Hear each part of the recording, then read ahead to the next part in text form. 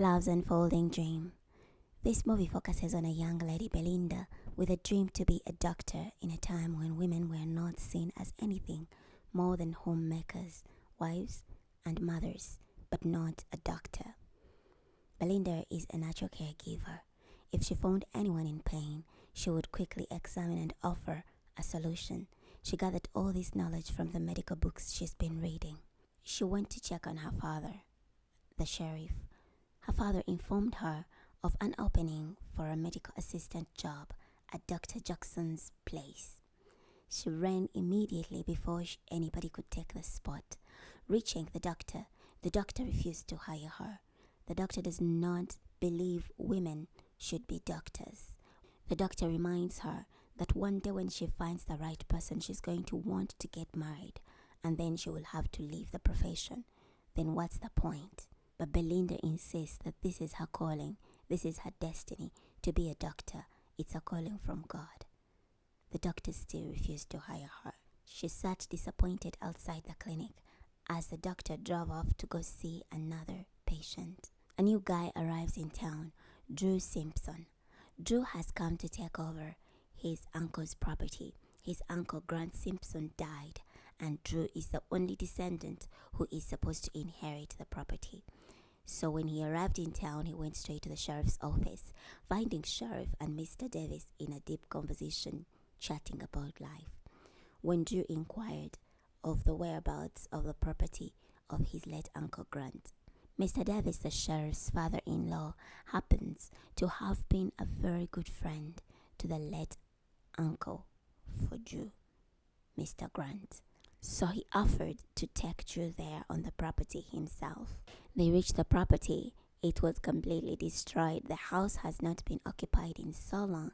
It needed so much work to be fixed. But Mr. Davis encouraged Drew to do the work. It is simple. But Drew, being a lawyer, does not know anything about swinging a hammer. So he offered to hire someone. Mr. Davis offered to help him on the farm, but refused the pay. Drew insisted on paying him, but Mr. Davis told him he'll be paying a debt to an old friend. So it was settled. They were going to start renovating on the house. Missy is a teacher. She has one of her students who is having difficulty in completing his homework because the parents are not helping him. So Missy called for Caleb's parents, and the mom came. Missy addressed the problem to the mom, but it turns out it's not that the parents don't want to help Caleb, but both the mother and the father don't know how to read or write. Missy offered to teach the mother, Cindy, how to read, but she did not seem to want to learn. She excused herself and told Missy to do whatever she can do to help the boy. Then she left. Missy and her husband, Sheriff Tyra, are preparing for dinner. Sheriff lets her know that Cindy's husband doesn't want his wife to learn how to read. He's worried that if Cindy learns how to read, it may change her. Belinda snorted. What kind of husband would not want their wife to read and explore the world? And she did not like the idea of a husband ruling over a woman in such matters, stopping them to educate themselves and to be better. The next day, as Belinda is moving in town, she finds a stranded carriage. They needed help.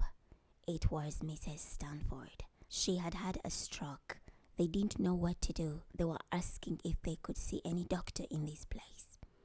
Belinda took them to Dr. Jackson. The doctor was on his way to meet another emergency, a patient out of town. So he told them to wait till he gets back. They pleaded with the doctor to first consider taking care of Mrs. Stanford, but the doctor told them he's only one of him and there is another emergency in town, so he will have to come back since this patient is already unconscious. But Belinda offered to stay with her. The doctor reluctantly agreed since he didn't have much option, but he reminded her that he's not changing his mind about women and medicine, so it's not a job. Missy carried some books to Cindy's farm. When she knocked the door, Cindy opened along with the husband behind her. The husband asked if his boy is into any trouble, but Missy said no. She had just dropped by to bring some books for Cindy to learn how to read. The husband refused, told Missy if she had come with a job offer, it would have been different, but books? No. Missy left. She later woke up and Dr. Jackson attended to her. He ended up entrusting Belinda to be helping her do her therapy so that she can regain her movement. At the clinic, Drew came to see the doctor. He's having some pain on his butt. The doctor asked to examine the area. It turned out he's having a huge carbuncle. When the doctor called for the assistant to bring some medicine so he can help Drew, Belinda came out. Immediately Drew saw Belinda. He pulled his pants up and started to leave, excusing himself. The doctor told him, how about the carbuncle? Drew said, which carbuncle? He was embarrassed to be seen by a woman. The doctor told him at least take some ointment and threw the bottle of ointment to him. He got it and left. The doctor turned to Belinda and told her, you see another reason why I don't want to hire a woman as an assistant? Now how will I make my money if you're scaring off all the patients? Missy came up with an idea to hire Cindy to do cleaning and anything around the school with the aim of secretly teaching her how to read without her husband's knowledge. She believes that if Cindy learns how to read, then she will best help her son. Tyler listened to Missy's plan, but Tyler was still convinced that this could cause problems. He knows that his wife, Missy, has a big heart and intends for good, but he also knows how the husband is sent on not having his wife learn to read. Mr. Davis introduces Drew to the family that evening. Drew was surprised to see Belinda again, having seen her last when he ran out of the clinic. They exchanged greetings and welcomed him to town, and he had been invited for dinner. While having dinner, Mr. Davis introduced Belinda and her desire to be a doctor. But Drew had strong opinion on women being doctors. He did not believe that women should be doing men's jobs. He expressed that no man would be comfortable to have a woman treat him. When he gets married, he wants his wife to be at home, and the wife will have a lot to do taking care of him and their children, but not out there in the medical world. Belinda, who also has strong views about women being able to do whatever, told him there is so many information out there that shows women doing an excellent job in the medicine world, and if Mr. Drew is open to learning, she would recommend some articles and books to show the same. The argument was getting heated and everyone at the table could see it, and no one dared to intervene until Missy asked, anybody wanting some potatoes? And everybody on the table was like, yeah, me. And that's how the conversation dropped. Belinda goes to check on her patients at the clinic. She is quite grumpy. Mrs. Stanford does not want anybody to touch her or help her in any way, despite the fact that she needs help. Belinda noted that her speech is getting better. At Drew's farmhouse, the work is going on well. They are working on the fence. But before Mr. Davis could warn Drew, he had already got himself pierced with a rusted wire. Mr. Davis asked him to quickly take it to the doctor so it can be examined, else it can get an infection that could lead to a worse situation. Reaching the clinic, the doctor had stepped out and wouldn't be back for hours. So Belinda gave him a choice. He either lets his wound stay until the doctor comes back, which could lead the wound to getting infected, or he could take back his words that women cannot be doctors, and then Belinda can take care of him. He did take back his words and apologized. Belinda worked on him, and the two were starting to get along. Joe, being a lawyer, tried to retable the discussion after he was treated. He acknowledged that Belinda is good at what she's doing, and yes, she can make a good doctor, but she's also a beautiful woman who will be married one day. Why waste preparing for a career that she will have to leave when she gets married? It was evident that they still both saw things in a different light. Belinda's patient, Mrs. Stanford, was getting better, but she kept complaining about the clinic and everything around her.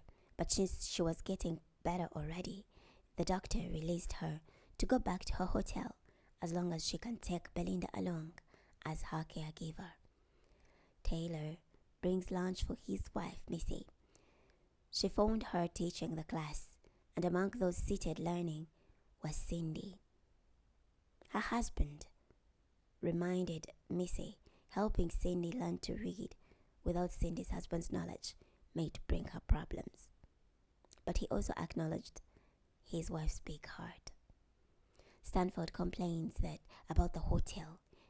They got the best in town, but she still thinks that this town is backwards and primitive and they can't offer anything good. When Belinda walked in, she tried to convince her that in this town, Anderson Corner has a lot more to offer, like a community, a neighborly care. But Mrs. Stanford would not get any of this. She could not see the runaways, the shopping sprees, and all the luxury things that she's used to. In one of their escapades on the farm, Drew ran into Belinda and invited her for dinner at the hotel where he was staying. Mrs. Stanford is starting to warm up to Belinda, the way she takes care of her. The two are starting to get on well.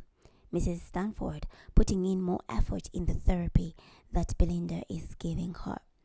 As Mrs. Boys were at the shop, Mr. Brown got ill and fell on the floor. When they took him to the doctor after some examinations, the doctor told him to take some medicine. Belinda insisted he has symptoms of acute appendicitis and may need surgery. The doctor told her not to be quick to diagnose surgery to patients. Cindy, while helping her boy with homework, her husband walked in, asking how she knew what it says in the book. His son informed him that the mom has been learning to read at school. Cindy's husband did not take this well. He dropped the firewood on the floor and left the house. Mr. Davis and Drew making some good progress with the work of rebuilding the ranch. Taylor apologizes to Charles about his wife learning to read, but he also stressed that he's not sorry that Missy is helping her. And he also told Charles it's not a shame not knowing how to read, but it's a shame not to try. Belinda could no longer take in the insults that Mrs. Stanford was giving her, and she asked Belinda to get out of her sight. Belinda stormed out immediately. Winsor, who takes care of Mrs. Stanford and travels with her, came running after Belinda and tried to convince her not to go. Belinda told him that Mrs. Stanford is rude and has unacceptable behavior. She can't take the treatment.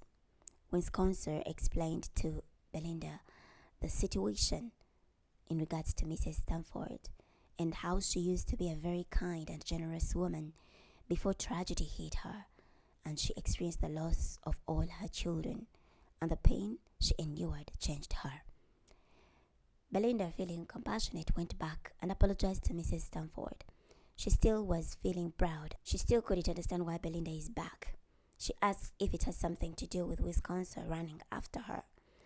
Belinda told her that she knows about the situation she had to endure regarding the loss of her children. Mrs. Stanford told Belinda, "You see now why I cannot put my faith and trust in God?"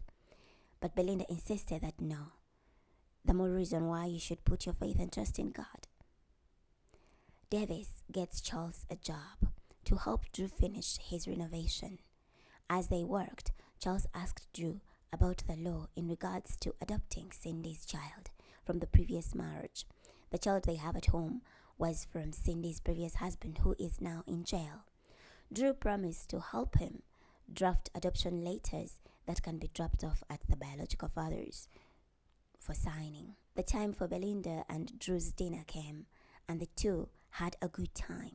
They got to know more about each other and each of the dreams each has. Belinda plans to become a doctor and come back here and treat and help the people in need, whereas Drew is a lawyer and he plans to practice law in New York. He plans to sell his house here and move back to New York, get married, and practice. The doctor examines Mrs. Stanford, and she has indeed improved a great deal, beyond his imagination. She informed him that it's all thanks to Belinda. She's so stubborn, and she was able to push her when she was ready to give up. The doctor cleared Mrs. Stanford to travel back to Boston. Belinda could not stop thinking about Drew when she went back home, but she also could see that as much as she was starting to have feelings for Drew, she knew it couldn't go anywhere since they had different plans for their lives. Drew is a distraction to her goal, so she has to stop this from happening. At work, Drew was lost in thought. He was thinking about Belinda. Mr. Davis asked where his mind is at, but he kept saying Belinda makes him rethink his whole life, things that he thought were set in stone of how he wants his life to run. Mr. Davis acknowledged that a woman can do that to you. Drew went to the clinic later with an excuse of a broken finger just so he could see Belinda. He asked her out for lunch, but she declined. He waited outside till she was leaving and asked why she's avoiding him. Belinda told him he's going to be leaving for New York. So where does that leave them? While Belinda was having dinner with her family, a letter came in for her. Drew needed medical attention. He had hurt himself. Belinda ran out to see him right away, only to find he had set a date for them and asked for a dance. Time seemed to go still. Thereafter, Drew dropped her back home. But Belinda informed him that this changes nothing. But Drew told her it changes everything.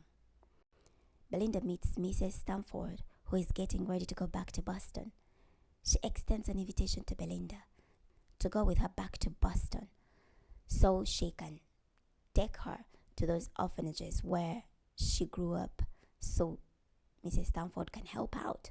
But also, she wants to offer her an education for her to become the doctor that she dreamt of becoming. Belinda was so excited about this offer. She first expressed what if they don't take her in. But Mrs. Stanford has a lot of connections and she's rich, and she just wants to help her. She told her that she'll be leaving in a week, and that's enough time for her to talk to her family. And she hopes that by the time she's getting back to Boston, Belinda will be with her on that cot. Belinda goes to the clinic and found the doctor preparing to perform a surgery. The patient had gangrene, and if they don't operate on him, he won't live for more than a day. Belinda helping the doctor, they went ahead with the surgery. Charles and Cindy start the process of adoption with the help of Drew.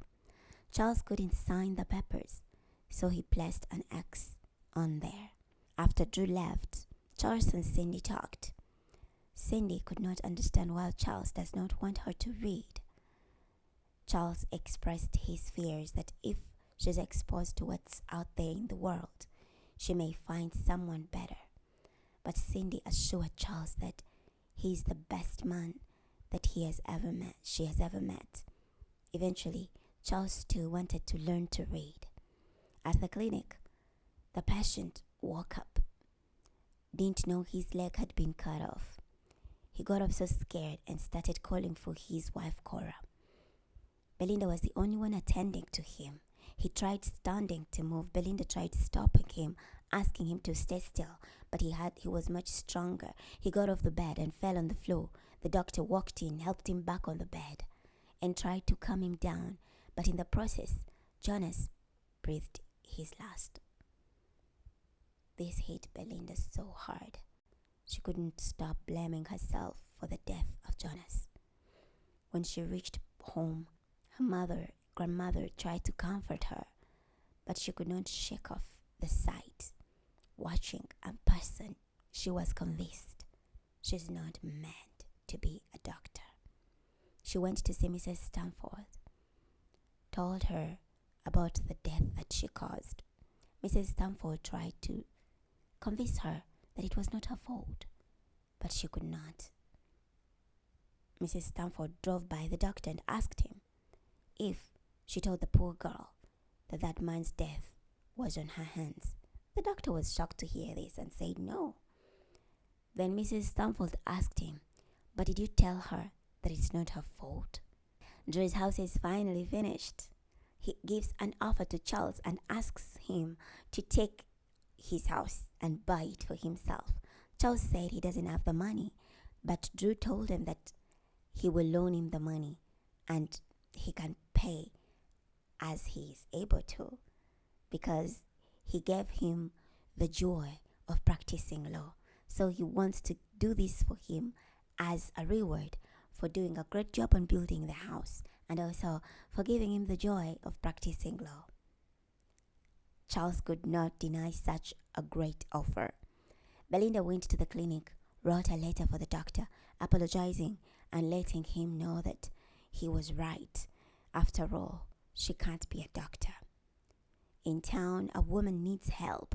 Her baby girl has lost consciousness, can barely breathe. Drew helped her and took them to the doctor, but the doctor was not around. They found Belinda there at the clinic. Sally is turning blue. She's dying. Belinda doesn't think that she should get involved. Drew reminds her that she's called for this and she needs to believe in herself the way Drew believes in her. She eventually went ahead and examined the girl. She told them that what if the girl dies? What if something happens? But the mother told her, please do something. She's dying, do something. Belinda examined the girl and told them that she has to cut through her throat. And it's a procedure that she has never done before. With Drew's assistance, she went ahead and did the procedure, and Sally's life was saved. She woke up the next day well. The mother was grateful to Belinda. The doctor came in that morning and asked what happened here. Sally's mom came out and told the doctor, "Belinda saved my daughter's life." The doctor went in to examine Sally, and indeed, Sally was recovering. The doctor told Belinda, "You saved her life, and you are going to make a good doctor." But Belinda said, "No, I killed that man." Dr. Jackson told her about that. "You are not responsible for that man's death. He was already dying before he came to us. We were trying to save Jonas's life, but unfortunately we couldn't. And that happens in this profession. I've been practicing more than 40 years, but it still doesn't get any easier. But if a death of a patient affects you like that, it only shows that you really care enough. And you, young lady, need to go back to Boston with Mrs. Stamford and make sure you come back here as a doctor." Belinda was so excited. Drew took Belinda home after that. Belinda gave Drew a peck and said it's for believing in her more than she was believing in herself. The next day, Belinda was packing her belongings with the help of her mom. She was going to Boston. She loved Drew.